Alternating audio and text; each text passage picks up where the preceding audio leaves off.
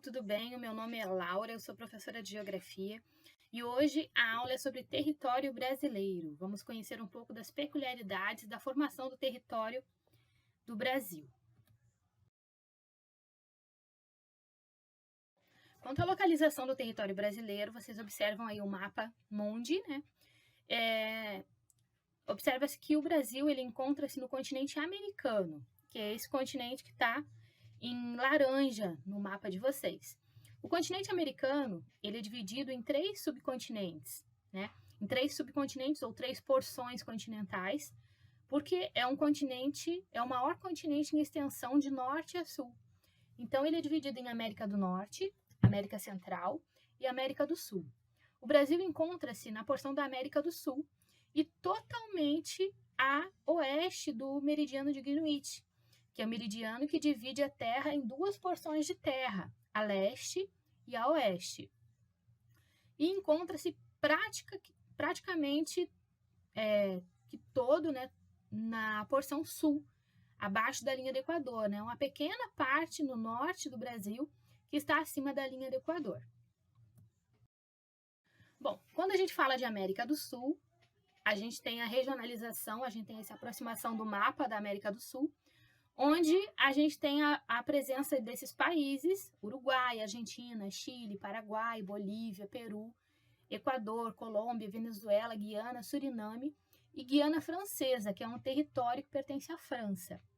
E o Brasil é a maior área, é o maior país de todos estes países da América do Sul. Muitos pesquisadores, muitos geógrafos, né, costumam dizer que o Brasil ele é um país de dimensões continentais, porque devido à sua extensão, né? Se a gente olhar, observar esse mapa da América do Sul, nós observamos que o Brasil é bem maior do que todos os outros países da América do Sul. Né? Desses países, o Brasil só não faz fronteira com o Chile e com o Equador. Os demais todos são fronteiriços com o Brasil, ou seja, que tem a sua fronteira, tem alguma parte coladinha com o Brasil. Bom, outra divisão feita no Brasil em 1494 foram as divisões das capitanias hereditárias. Né? Na ocasião, havia um tratado de Tordesilhas que dividia o território que atualmente é do Brasil entre Espanha e Portugal.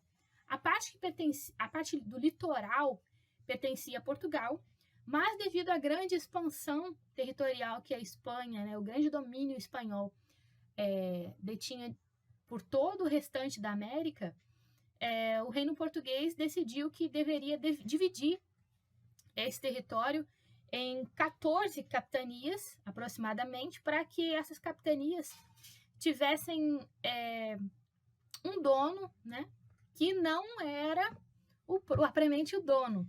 As terras continuavam sendo de Portugal, mas que esses donos, esses donatários, eles teriam que administrar esses territórios. Observa-se que todas as capitanias elas tinham ligação com o mar, porque o objetivo também era fabricar, produzir, né, matéria-prima para enviar para a Europa, para enviar para Portugal. Era um sistema administrativo, né, que foi implementado pela coroa. O território do Brasil era pertencente a Portugal e foi dividido e concedido aos nobres da confiança de Dom João nessa ocasião. Bom, o Brasil, aí eu foquei somente no mapa do Brasil e a bandeira do Brasil ali no canto superior. O Brasil ele é composto por 26 estados, mais o Distrito Federal. Então, por ser um país muito grande, ele foi dividido em estados, em unidades territoriais menores, também conhecidas como unidades federativas.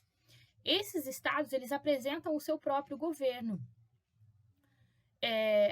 E o Distrito Federal ele não é considerado um estado autônomo. Ele é uma unidade composta por regiões administrativas e é a capital, né? Brasília é a capital do nosso país. Então, aí a gente tem a formação de como nós temos a formação de estados, né? A divisão por estado do território brasileiro. O território brasileiro também foi subdividido em regiões.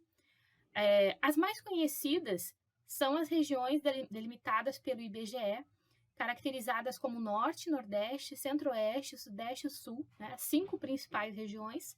Essa é a regionalização mais conhecida. E o objetivo de regionalizar é agrupar essas unidades com o propósito de ajudar a interpretação de estatísticas e implantar sistemas de gestão que funcionem e sejam mais efetivos na administração desse poder público como um todo. O próximo mapa aí fala das regiões geoeconômicas, que é uma outra divisão feita que leva à proposta de regionalização com critérios nos aspectos naturais, principalmente aqueles aspectos socioeconômicos. Essa divisão estabelece 3 regiões.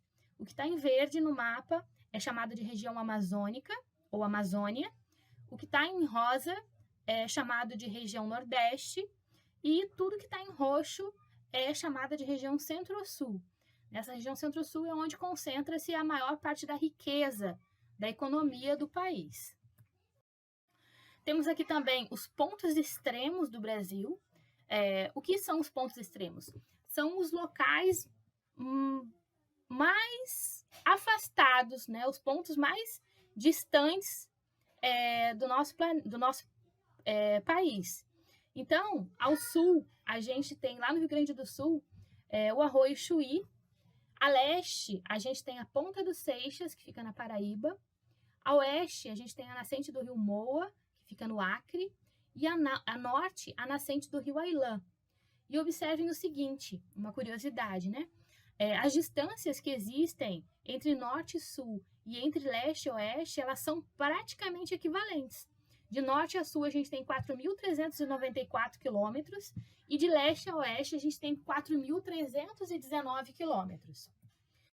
Queridos, essa foi a aula de hoje. Fiquem com Deus e até a próxima. Beijo, gente!